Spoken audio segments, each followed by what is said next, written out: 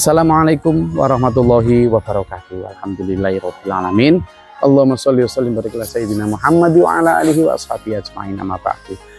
Alhamdulillah, kita puasa udah dapat berapa hari ini, nggak usah dihitung-hitung.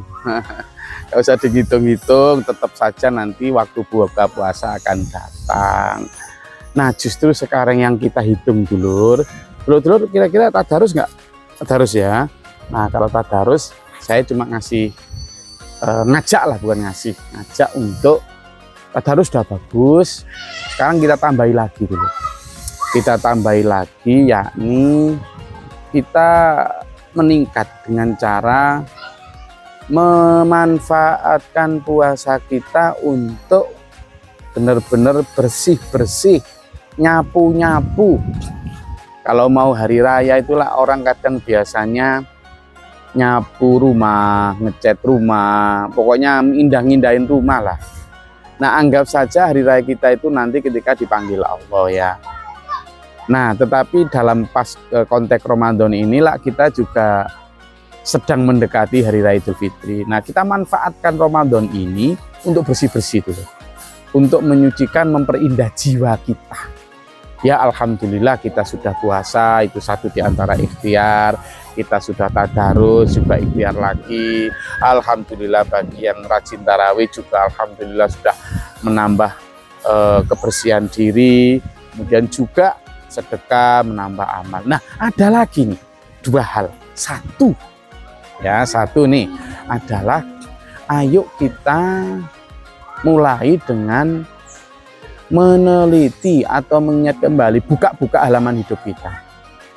Mungkin kita pernah janji sama orang, entah janji ngajak ke satu tempat, janji memberi sesuatu, atau janji apalah. Ayo kita buka. Jangan-jangan itu belum kita tunaikan pada siapapun. Nah, itu ayo segera kita tunaikan. Ayo kita tunaikan. Kalaupun kita belum bisa menunaikan, ayo kita hubungi orang-orang yang pernah kita janjiin itu. Sekurangnya kita ngomong, maaf saya belum bisa menunaikan. Kalaupun benar-benar nggak mungkin bisa menunaikan, sampean dan saya harus minta maaf. Maaf saya nggak bisa menunaikan. Demikian pula kalau seandainya kita punya hutang barang, hutang uang, hutang apapun, ayo kita segera bayar. Itu bener. Misalnya sampean bahkan pinjem potongan kuku misalnya, kadang saya mengumumkan juga itu kepada para santri ini untuk itu. Jadi seandainya kita punya tanggungan-tanggungan itu sangat susah nanti di akhirat kalau nggak segera kita selesaikan. Bahkan misalnya kita hanya sekedar pinjam 100 istilahnya gitu ya, ada rame itu. Jangan dipikir 100 itu remeh, nanti di akhirat nggak remeh itu. Nah, itu dulu.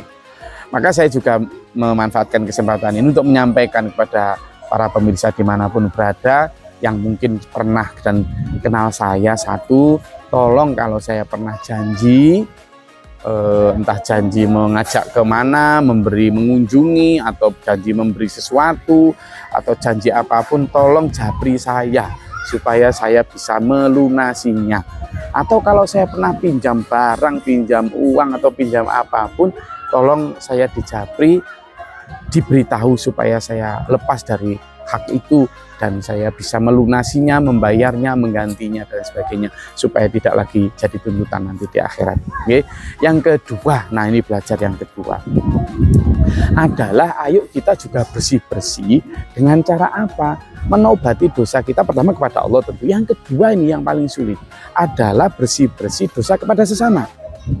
Saya ini yang paling banyak dosanya ini. Kenapa? Karena lidah ini, terutama dosa lidah.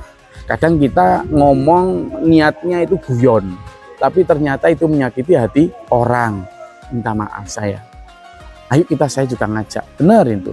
Apalagi sebagai penceramah, dai kayak saya gini tentu banyak omongan yang keliru mungkin ya. Saya mohon maaf sekali lagi, terutama dalam siaran-siaran seperti ini atau kajian rutin, atau ketika interaksi, omongan saya, atau bahkan sekedar wajah ini, mimik saya yang kemudian mungkin kalau istilah Jawa tidak ajar, tidak ramah, mungkin jutek sehingga membuat orang gelo, kecewa, sakit hati, saya juga minta maaf. Atau sikap saya yang kemudian mungkin mengabaikan, kurang hormat, kurang respek, atau ya meremehkan, mohon maaf saya.